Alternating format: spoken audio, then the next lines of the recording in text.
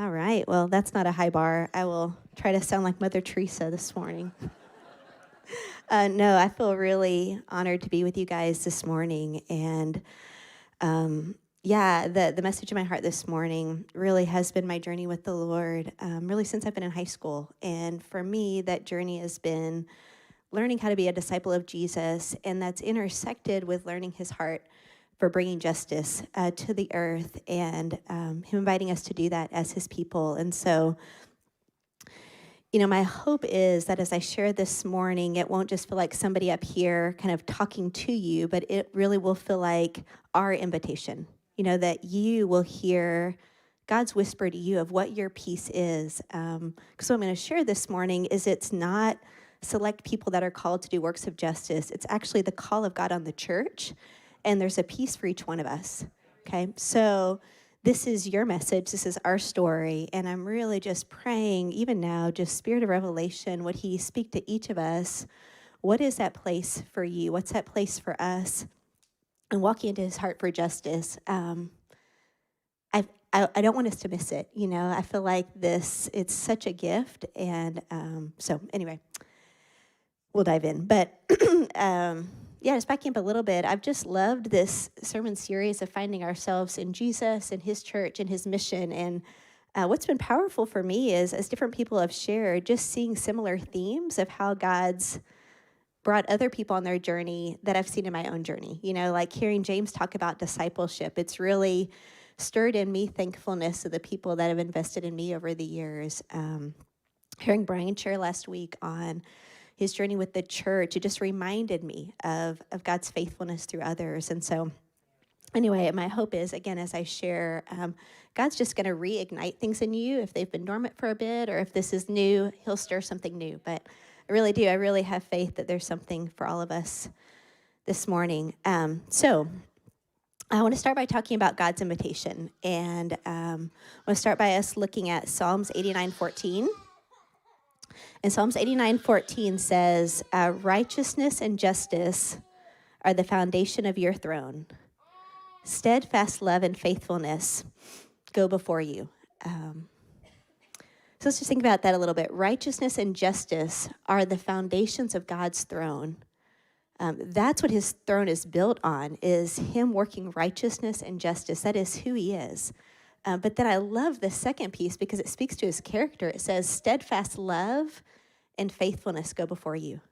So what that means to me is, as God works righteousness and justice in the earth, how does he do it? He does it through steadfast love and his faithfulness.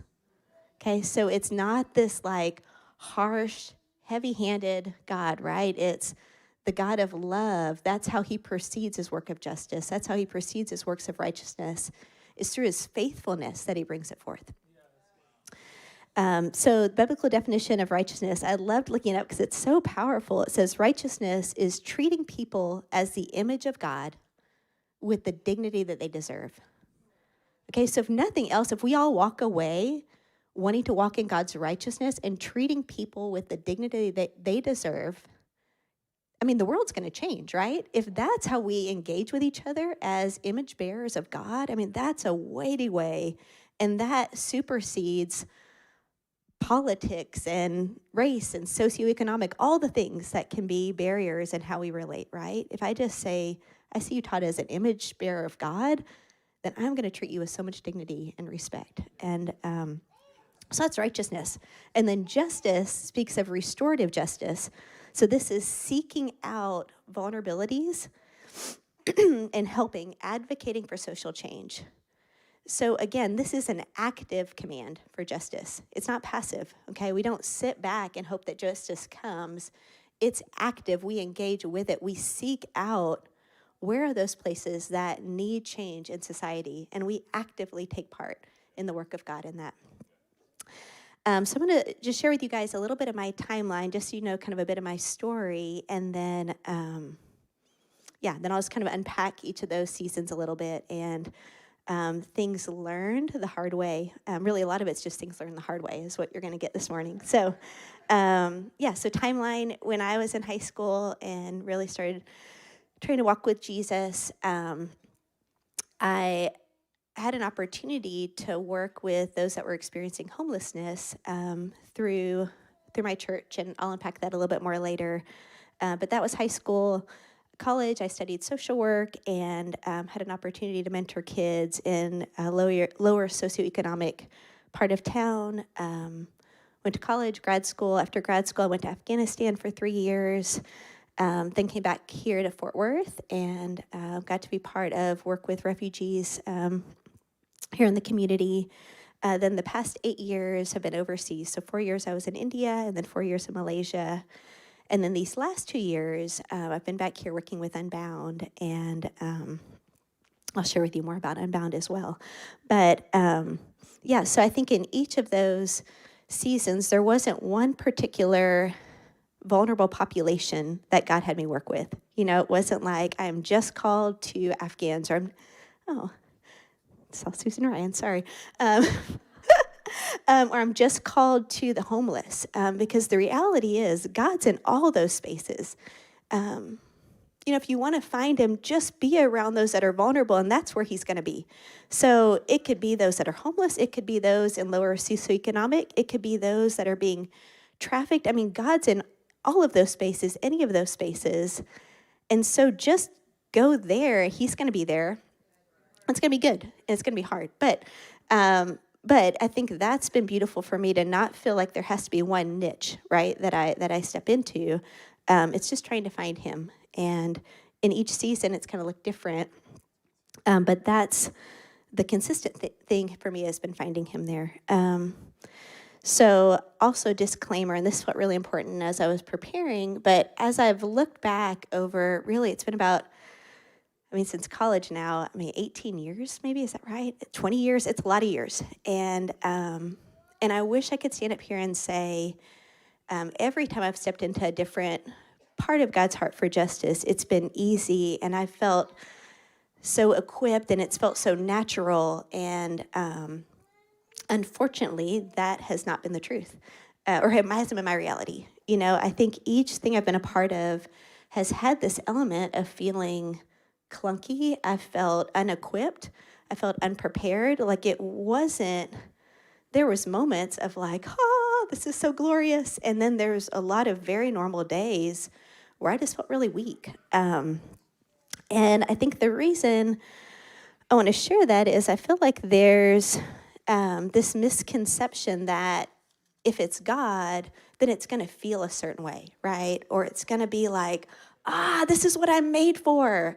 And I think there's moments of that, but honestly, that's not going to sustain us. And we'll talk about that more, but like, it's really natural and very clunky. It's just, again, my experience. And I think of 2 Corinthians 12:10, where it says, for the sake of Christ, therefore, I'm content with weakness. Let's just think about that. Content with weakness. I'm content with insults, hardship, persecution, calamities. For when I'm weak, then I'm strong. And that's what I want. You know, I want the strength of God as I engage in these works. And so that's meant for me feeling weak a lot of the time. And as I've leaned into him, I found him, right? And that's where the beauty has been. And so I just want to say, if you feel weak, that actually doesn't disqualify you. That actually qualifies you, okay? So, and that's where we've got to just press in.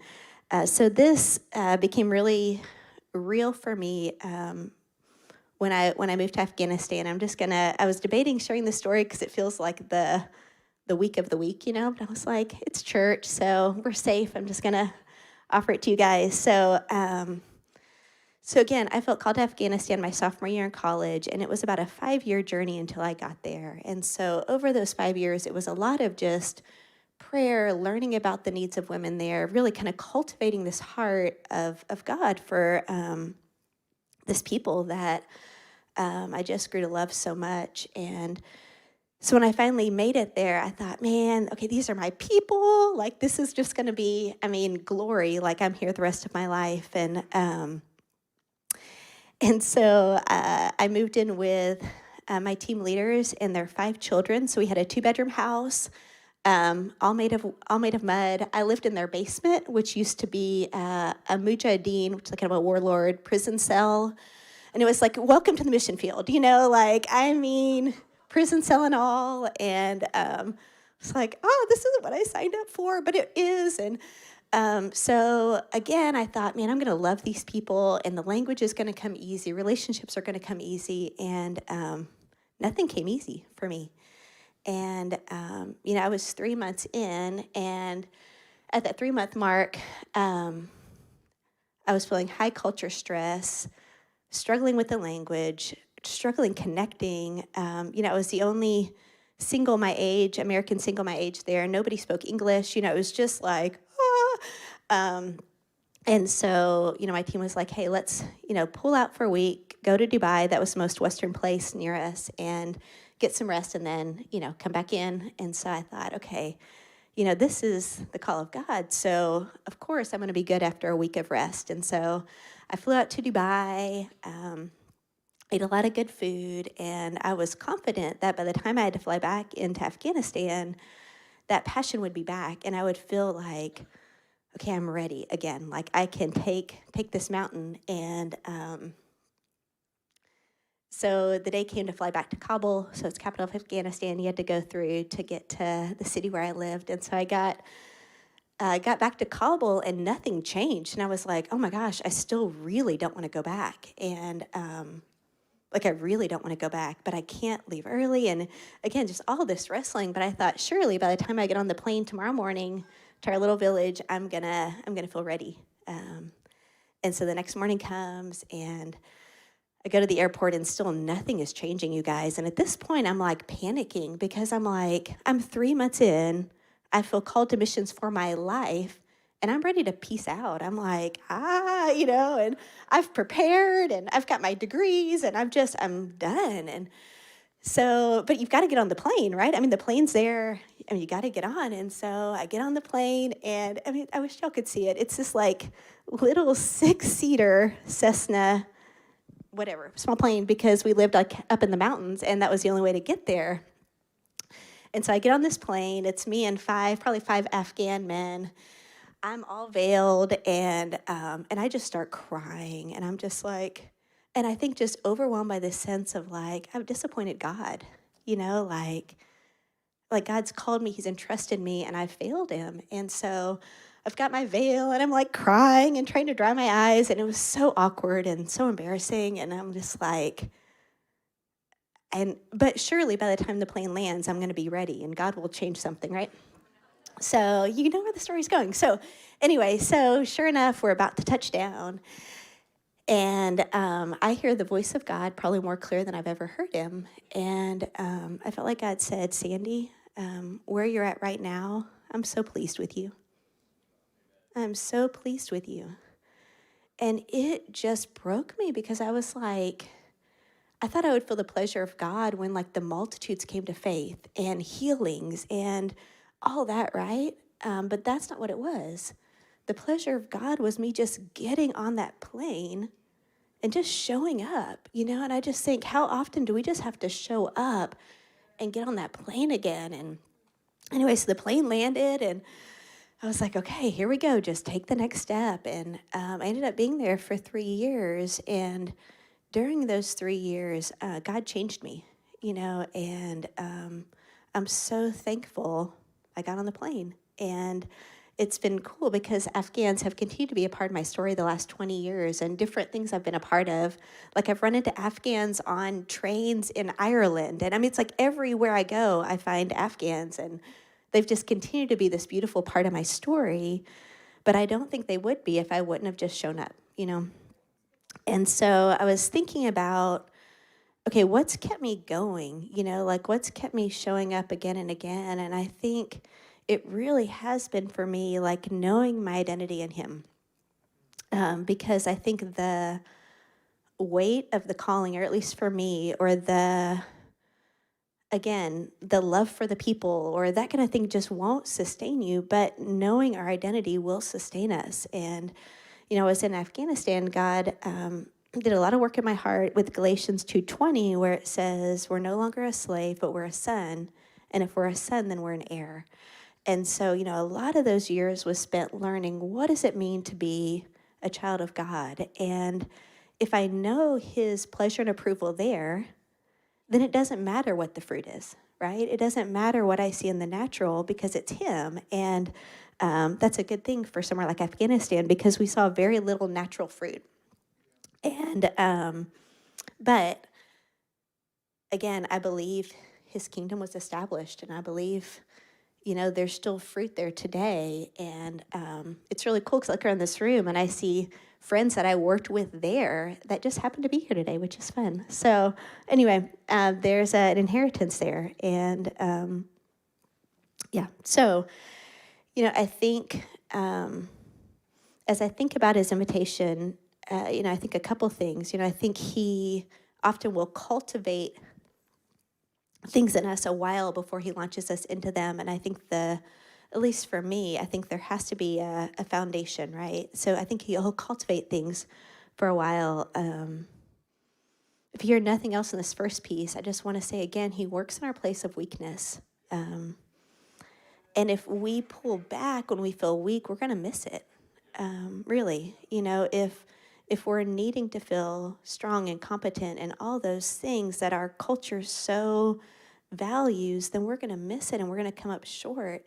But if we can embrace our weakness, or at least lean into it, I don't know if I've ever embraced it, but at least lean into it and at least keep showing up, then we're going to walk into what God has. And that's what I want for each of us, because there's a piece for you, there's a piece for each of us. And so that's only point one, but that's my longest point. So number two, he works through his church. And when I say his church, I mean, so broader, the people of God, right? That's how he works. And I'm convinced that we can't feel the call of God in our lives without each other, because I think that's God's design. He's put us in the body for a reason, and he wants to do it through community. Colossians 3:18 says, he is the head of the body, the church, who fills all things in all ways. And so again, he's the head of the body, and we're each a piece of that. And so if we try to do it on our own, if we try to do it independently, we're going to miss it, But if we come alongside brothers and sisters and try to figure it out together, that's where that place of life is, I think. So I'm going to just share with you guys again, since high school, kind of what that expression with the church has looked like. So when I was in high school, it was working with a homeless ministry, like I shared with you guys. But it was really cool looking back. I don't think when I was in it, I knew how cool it was, but now I'm like, that was a really cool ministry. So it was in Houston. There were about 12 churches that decided to all come together around families experiencing homelessness. And so what that looked like is each week, one of these 12 churches would host these families. And so that meant the cots, the linens, the beds, the food, like for a week, each church would house these families experiencing homelessness. And then the next week it would move on to another church. And so I'm so thankful for parents that really carried a heart for justice. And so they brought me along, and my mom cooked, and I would play with the kids. And it was this place where the church stepped in to love these families in a way that a nonprofit couldn't. And I love nonprofits. I work for one. I've my degree's in that, but there's a place the church can come in that a nonprofit can't. And so I saw that in high school. I saw it when I came back here to work with refugees, and so I had the most amazing life group in those days. So Darren and Julia Keys. If y'all don't know the Keys, you want to know the Keys. But they championed me and surrounded me in those days. And I'll never forget, there was a season where there's so many refugee families coming into Fort Worth. And as the social workers on the ground, we were exhausted. I mean, it was these long days, and we could just meet the bare minimum of what these families needed. And the Keys were like, well, we're the church. Like, what can we do? How can we step in? And so it was summer, and so we were like, let's bring them Bluebell. Like, every person coming to America needs to experience Bluebell. And so as a life group, we got all these cartons of Bluebell and the Keys, and, I'm trying to think who else. Anyway, other families were part of that, and we all went to this family's house that had just arrived from Africa. And I mean, for a couple hours, we just sat with them and we ate ice cream. And this family turned out to be believers. And so we had this beautiful time of praying together and worshiping and welcoming them to the States in a way that only the church could, you know? And that was just one instance, but it stayed with me for years, you guys, of like, because it was the church, you know, and it was like, what can we do? Well, we know we can eat ice cream because that's what we do. It's Texas, it's Bluebell. And so we can invite them into this tradition. And it was so beautiful. It was so beautiful. And side note, refugees are still coming to Fort Worth. So if that's in your heart, there's so many places to get involved. So that's free. That wasn't even in here. So your life, you will be blessed. I mean, talk about the most resilient. I feel so honored for the refugees I've been able to work with, not because of what I could give, but because of what I received and learning from people that have overcome so much more than I could ever understand. So you will be blessed if you hang out with families that have immigrated here. Okay, so Unbound. It's been really cool for me working at Unbound. So quick snapshot of what Unbound is for those that are new. So Unbound started as a ministry of the local church, and it's grown now to where we have a team of about 23 people that are working with survivors here. And so we work to support survivors and resource our community to fight human trafficking, and we do that through relational advocacy, our youth drop-in center. Shout out to teammate here from the drop-in center. But what's been really cool has been seeing how the church has really owned this ministry, you know. So I look around this room and there's so many that have partnered with us in prayer, have partnered with us financially. There's people that have come down to the drop-in center and hung out with our youth down there. And, you know, I think what's made it so beautiful is the church owning it and stepping into that space. And so I've just been so thankful, again, to be part of that. You know, I think another beautiful piece of the church that I've experienced is this safety net, if you will, to really risk. And, you know, I think about over the years, all the people that have risked with me in ministry. So I was thinking this week about my youth leader. So his name was Mr. Ratchford. And when I was in junior high, actually it was high school,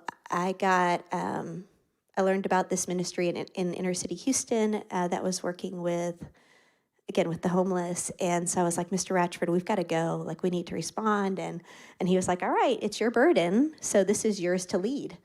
And I was a 16-year-old kid. I was like, I don't know how to lead a outreach trip. And I don't know what that means. And he was like, it's all right. Like, we'll figure it out together. But this is yours. And you need to step into this space. And I was like, yes, sir. Like, I'll do that. And I was so thankful because he helped me figure out how to, you know, plan a mission trip and invite our youth group in. And it was this place of being risked on, you know, and same thing in college with life group. Same thing with Afghanistan. Like when I went to visit and I thought, you know, I'm going to go back for 6 months. I'm going to be a nanny for this family there. And the director of the training school was like, no, you're not. Like, if you're called to go, you're going to go.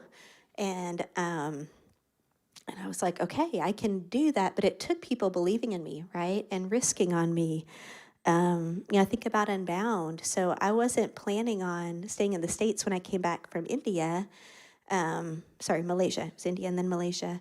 But COVID hit like a month after I was back. And during that time, Jamie reached out and asked me to pray about leading Unbound. And I hadn't worked in anti-trafficking work before then. You know, I'd worked with those that are vulnerable. I'd done ministry, but I'd never worked with an anti-trafficking organization. And Jamie entrusted it to me. And I'm so thankful he risked on me, you know, because he didn't have to do that. You know, he could have said, okay, who actually knows about trafficking? Not me. But I've learned, right? And the heart for it's grown, but I'm so thankful he's risked on me. And last thing I'll say about, again, just my experience in the church is I think there's a place where we can speak the truth and love to each other in a way like none other. You know, I was thinking about Tiffany Guild and the 8 years I was in India and then Malaysia, she honestly, her spurring me on and kind of being that lifeline really helped me stay on the field those years. She's also pretty practical. And so, like, you know, when I was in India, I was trying to rough it. And so I didn't have AC and it got really hot. But I was like, we're going to live simple. And Tiffany called and she's like, would you buy the air conditioner? Like, it's okay. But I was like, Tiffany, I'm on support. Like, I want to steward the money well. And she's like, as one of your supporters, I want to say, buy the air conditioner. And so I did, and it gave me more years in India. So thank you, Tiffany. But, you know, like, we need those people around us, right, that are going to call us higher and challenge us. And the people that are like, hey, take care of yourself, slow down a bit. Like, we need all sides. And so I'm so thankful. Like, I look around this room and people that have been on this journey with me for years that I wouldn't make it otherwise. And then, again, when I was in India and Malaysia, a lot of what I did was I worked with our international teams in team health and really just trying to, I want to say help people get along. That sounds not fully accurate, but just doing team building, right? So I think one thing that I saw consistently in those 8 years was, you know, when you put a group of diverse people in a place of culture stress and lack of other resources, it's just the grounds for conflict and tension. And but what was so beautiful is really every team I would meet with to do team training, they would lean into each other in those differences, and where they found that place of working through miscommunication and broken trust and all the things that are so real, they found such synergy and made such an impact on their communities. But again, I think that there's a place for us in the church where we're not all naturally going to get along with each other. I was actually recently reading Eugene Peterson, and he talks about, like, you don't just find the people you like in the church and work with them. You know, like, God intentionally puts us with people that rub us wrong because that's where we get refined, you know? And so, again, like, there's a place we can be refined if we'll let ourselves be. Okay, quick drink and then.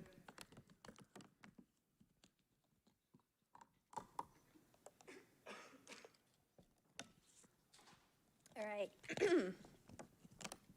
Yeah, so number 3, I think it's really important what our posture is when we look to work with those that are vulnerable.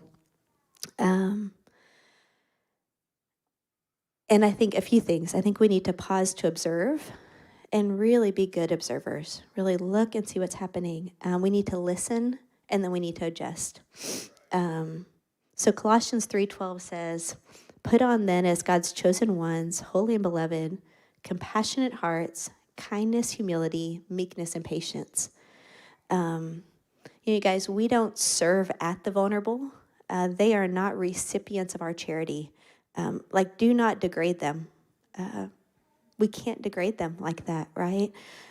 They are ones that we have the honor to walk alongside, and we all can be vulnerable at some point. So, you know, it's nobody's exempt from vulnerability or being on the margins, right?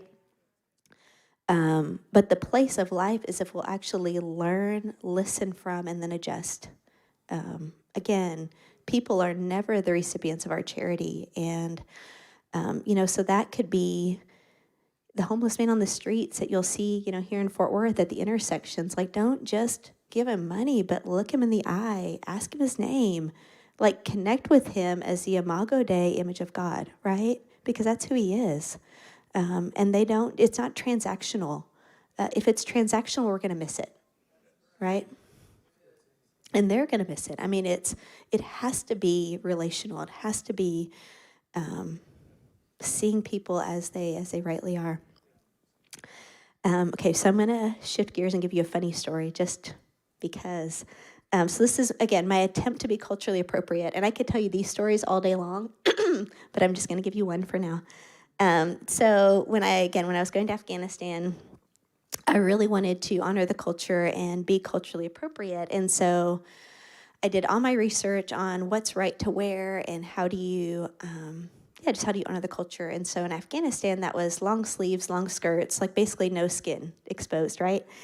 And so I was so excited because I went to J. Crew and I found this long linen skirt, no slits to the ground, and I was like, this is my Afghanistan dress. It's like so culturally appropriate, and I'm just excited. If I miss it in every other place, at least I'll be culturally appropriate with my skirt.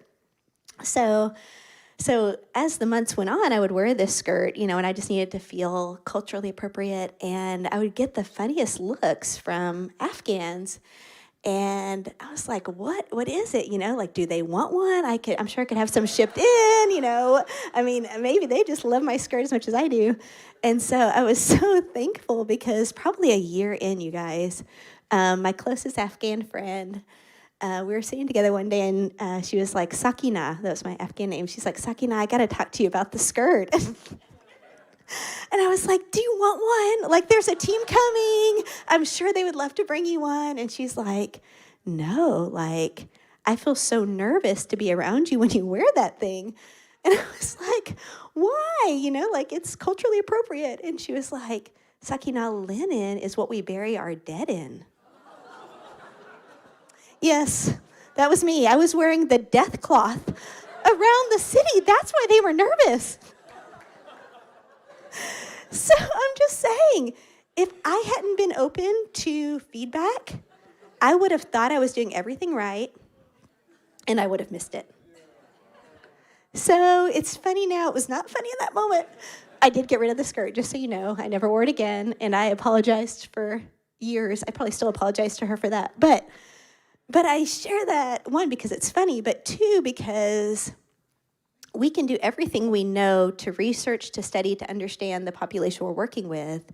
But if we're not open to feedback, we can think we're doing everything right, and we can miss it, right? So don't wear the death shroud, thod, whatever it's called. I was like, oh my gosh. So, another part of my journey there was we started a women's center. And again, going to Afghanistan, I thought I want to really help change the social structure, right? And so I had so many ideas of what that could look like, and so many great ideas from the social work books I'd read. And when I got there, I sat with my neighbors, and I asked them, hey, what do you need? And what they said was, they were like, hey, would you teach English? And I was like, one, I'm not an English teacher, and two, there's so many other things in my perspective, right, that would have been more helpful. But it was so insightful to me because they were like, our time has passed, but if you'll invest in the next generation, then they can help change our society. And so sure enough, I learned how to teach English, and it wasn't the need I saw, but it was where their felt need was. And that's what mattered, right? Like when I think about what my team does here at Unbound, they don't have a pre-prescribed way that they engage with survivors. Each one our advocates meet with, and they say, okay, how can I come alongside you? What are your goals? What are your objectives? The drop-in center, same thing. Like, how do I help you move forward? Because this is your journey. It's not mine, right? And they learn from and they adjust, and that's how they do the work. And so really that posture of a learner, guys, I've got to get more, because we have so many great ideas, but we're not the expert. Only people are the experts on their lives, right? Like, I wouldn't want somebody else trying to put their ideas on me, and in the same way, right? So, like at our, so Unbound has a youth drop-in center, which has just been really a powerful place for me to see. So it's 24/7, so youth can come in off the streets. And, it's been really impactful for me to go down there and hang out with these youth. And, some of them are, or for those that have been survivors of trafficking, my thought would be, I'd love to help them get on the other side of this, right? Like, I want to see these youth free. And often what they want is just to be a kid for those 24 hours that they're with us. And so it's looked like playing Uno and hearing their stories, or, karaoke. I mean, there's all kinds of fun that happens down there, but like, it's taught me so much because, again, I think, well, wouldn't they just want to be free? But what they want in that space is just to be a kid and just to get to have a normal experience for this space. And so that then becomes my priority, right? It becomes phase 10 and not let's make a plan for your recovery out of trafficking. And at times they're ready for that too, but that's not always the case.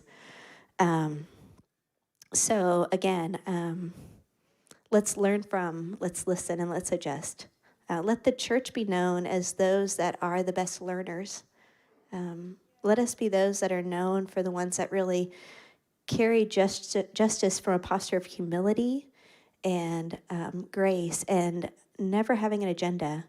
You know, I mean, I think so often it's easy to go in with an agenda of what we think needs to be delivered or done. And wouldn't it be amazing if the church was known as the most humble, the most, the ones that come just to learn and to serve and have no other agenda.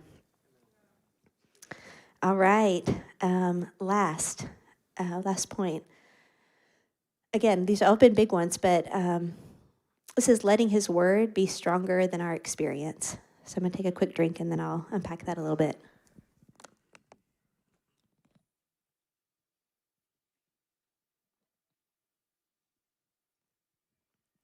Yes, so 2 Corinthians 4:18 says, we fix our eyes not on what is seen, but on what is unseen, because what is seen is temporary, but what is unseen is eternal. So I love, Brian's not here, but when Brian shared last week, he said, let's let our experience move up to Scripture versus the other way, right? Instead of trying to make our experience fit into Scripture, let's let our experience move up to Scripture. And, I've loved the journey God's taken me on, and honestly, it's been more rewarding than I would have imagined, and it's been so much harder than I ever would have guessed, and so much more costly. And I think if I had known that, I don't know if I would have signed up. Actually, I would have, but like I had no idea what it would cost me. And if I didn't have his word to be my anchor, I don't think I would have made it, honestly, because I think early on, I would always let kind of natural experiences confirm God's goodness. You know, it was like I pray and God shows up. Okay, therefore God's good. Or there's provision, therefore God's good. You know, all those, if this, then that. And that I learned very quickly is not how God works, or hasn't how it worked for me, right? It's not always this, you ask for this and God shows up, and therefore the natural confirms his goodness. Often, I think it's his word has to be stronger, and again, so often God will have to speak to me in really concrete ways for me to get it. And my first year in India, I went down to Sri Lanka for a friend's wedding and decided to spend New Year's on a personal retreat on a beach in Sri Lanka, which sounds really nice right now, but first year in India, I'm single and I'm alone for New Year's on the beach in Sri Lanka. And I was like, my life is so awful and I'm so alone. And it was not, it was so sad. I was so sad. And I felt like God was like, hey, just get out, go for a walk. And so I'm walking along the beach in Sri Lanka and I start seeing these rainbows over the ocean. And I felt like I heard God say, Sandy, I'm inviting you to a season of my promises being more true than your experience. So in this moment, you feel so alone and you feel so unequipped for what you're called for. But my truth is, I've called you by name. You're mine. Okay, so latch onto that, not what you're feeling right now, because your feelings are temporal. They're going to fade and you're going to feel different tomorrow. But my word is eternal and my word is going to stay. And, I went back to India and I saw poverty there like I've never seen it anywhere else. Actually, it's not true. I think I saw it just as bad in Afghanistan, but you get my point. It was bad in India as well. And I felt like God said, Psalms 9:18, God will never forget the needy, and the hope of the afflicted will never perish. So if as I see the needy, I remember God's never going to forget the needy, then that's going to give me hope because it was so despairing. I remember there was this place in India called the Home for the Dying, and I went there and I would just sit with these women that were in their last days. And I felt like God said, well, you just hold their hand and just sit with them. And again, I'm seeing the despair, but to remember, okay, as I sit with them, God's hope will be restored to them because that's what he promises, and that had to be more true than what I saw, because again, what I saw would have overwhelmed me with despair. Again, I feel like every new adventure God brought me into has felt bigger than me. But then again, Psalms 135 says, I wait for the Lord, my whole being waits for him, and in his word I put my hope. But now this is what the Lord says, he who created you, O Jacob, he who formed you, O Israel, do not fear, for I have redeemed you. I have summoned you by name, and you are mine. When you pass through the waters, I will be with you. And when you pass through the rivers, they will sweep over you. They will not sweep over you. When you walk through the fire, you will not be burned, and the flames will not set you ablaze. So again, fear not. When you pass through the waters, I'll be with you. So again, I think so many times, just this reminder of God's presence with me, and helped me keep showing up. Psalms 121, where it says, I lift my eyes up to the hills. Where does my help come from? It comes from the Lord. I learned to memorize scripture like never before, not because I wanted to, honestly, but because I had to. Like if I didn't have the word in me, I would not make it. I spent years meditating on John 14 through 17 again and again and again, trying to grasp this idea of what does it mean to abide.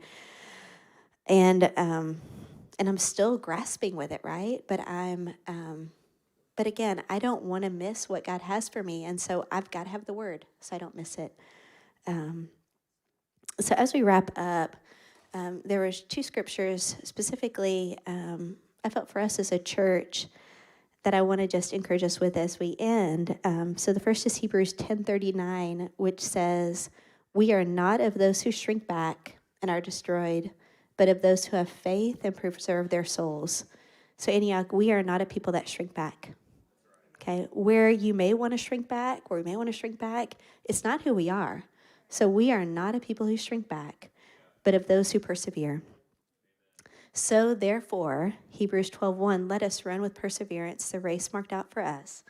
Let us throw off everything that entangles. And what can entangle could be, I don't like weakness, or I've been burnt before, or whatever could entangle you. I don't feel the call of God. Whatever could entangle you, let's throw that off. And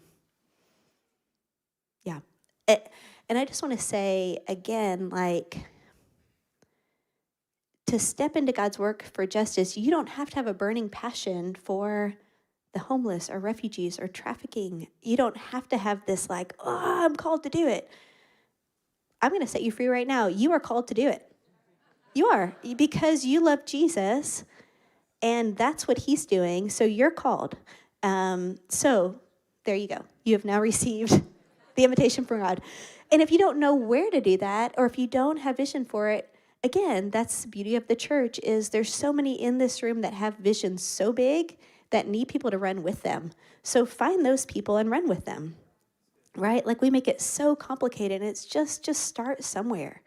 There's enough injustice in this world that you can start somewhere. And so that's what I'm going to pray as we wrap up, is that we'll each just start somewhere, wherever that is. And again, it's not for the work, but to find him. So good. I'm going to invite the worship team to come up. And I think just as a place of response, I just want to say, if this feels new to you or a new place for you to step in with God, I would invite you just to come to the front and get prayer. If you're like, hey, I want to step in, but I don't know where, then let people pray with you. If you want him to reignite your heart, if this is something you felt before, but you've gotten waylaid by other things, come forward and get prayer. If you've been hurt by doing it in community, community is so beautiful and can be the most painful place we experience too, sadly. So if you've been wounded in community, come forward and get prayer. And then if this whole idea of walking with Jesus is new to you, being a disciple of him, then I know the people up front would love to share what that looks like to walk with Jesus. And so don't leave this room without learning more about walking with God if that's a new concept. So yeah, if everybody could stand. And yeah, just invite you guys to come up.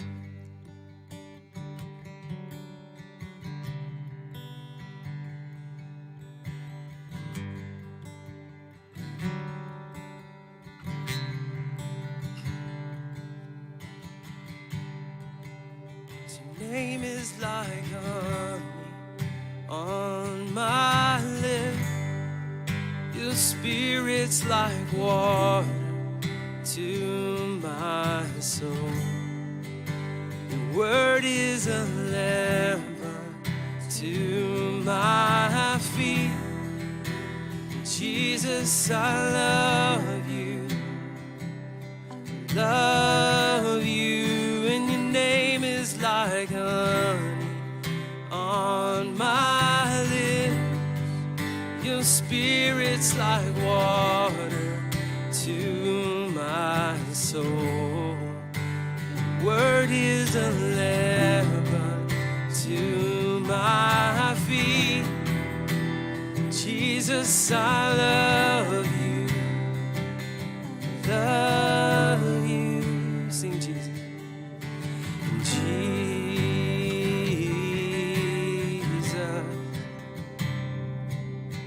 Oh, Jesus.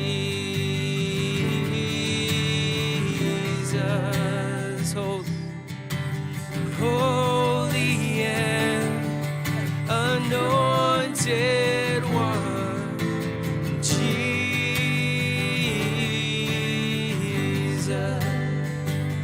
Oh, we sing Jesus.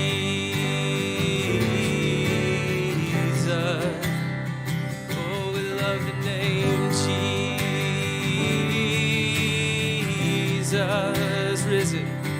You're the risen and exalted one. Jesus. Your name is like honey on my lips, and your spirit's like water to my soul. And your word is a lamp to my feet. Jesus, I love you. I love you. Your name is like honey on my lips. And your spirit's like water to my soul. Your word is a lamp to my feet. And Jesus, I love you. I love you. Jesus, I love you. I love you. And Jesus, we love you. Love you. Jesus, we love you. Love you. Jesus, we love you. Love you.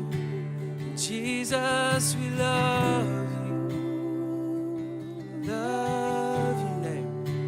Your name is like honey on my lips. Spirit's like water to my soul. Your word is a lamp unto my feet. Jesus, I love you. Love you.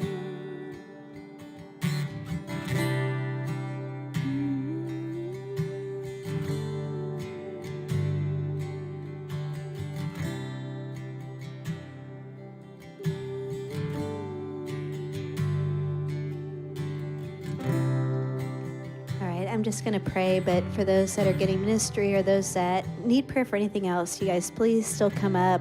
Nobody's rushed, so get what you need before you leave. But I'm just going to go and pray, and then, yeah, be free to go. Yeah, so God, we thank you that you are a God that's bringing your justice on this earth, Lord, that you're a God of restoration. And God, that your plan A really is to do it through your people, Lord, through your church. And so, God, I do pray for each one of us as we go, Lord, that we would feel equipped to step into whatever that space is for us. Lord, I ask that no invitation from God be left in this room today, but that everybody would grab hold of whatever that place is for each one of us, God, and that we would take one more step forward into walking with you in this part of your heart, Lord. And I do just bless us as a church to run with perseverance the race marked out for us. I bless us to throw off everything that entangles and the sin that so easily can entrap us, and that we'd run with perseverance the race marked out for us. In Jesus' name, amen.